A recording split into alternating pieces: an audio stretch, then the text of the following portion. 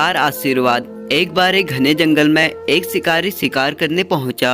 वहां उसे रास्ते में घोड़े पर सवार एक राजकुमार मिला। शिकारी राजकुमार के साथ चलने लगा।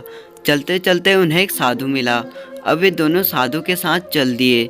वे चारों जंगल में एक साथ जा रहे थे, तभी उन्हें एक कुटिया दिखाई दी।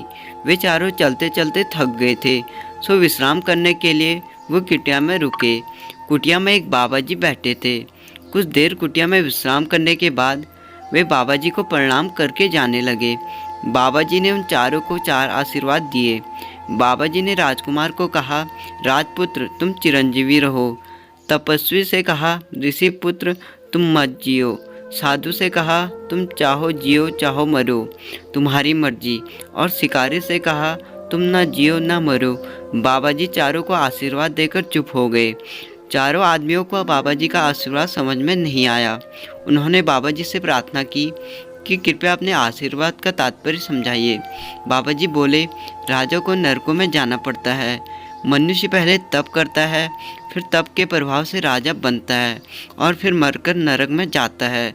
इसलिए मैंने राजपुत्र को जीते रहने के आशीर्वाद दिया। जीते रहेगा तो सुख पाएगा। तपस्या करते रहने वाला जिएगा तो तपस्या करके अपना शरीर को कष्ट देता रहेगा। वह मरेगा तो तपस्या के प्रभाव से स्वर्ग में जाएगा अथवा राजा बनेगा। इसलिए उसको मर जाने का आशीर्वाद दिया, जिससे कि वह सुख पाए।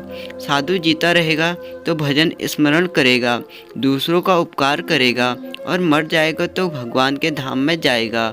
वह जीता रहे तो भी आनंद और मर जाए तो भी आनंद। इसलिए मैंने उसे आशीर्वाद दिया कि तुम जियो चाहो तुम्हारी मर्जी। शिकारी दिन भर जीवों को मारता रहेगा। वह जिएगा तो जीव को मारेगा और मरेगा तो नरकों में जाएगा। इसलिए मैंने उसे कहा, तुम जियो ना मरो। इसलिए मनुष्य को अपना जीवन ऐसा बनाना चाहिए कि वह जहाँ भी रहे वहाँ सुख पाए।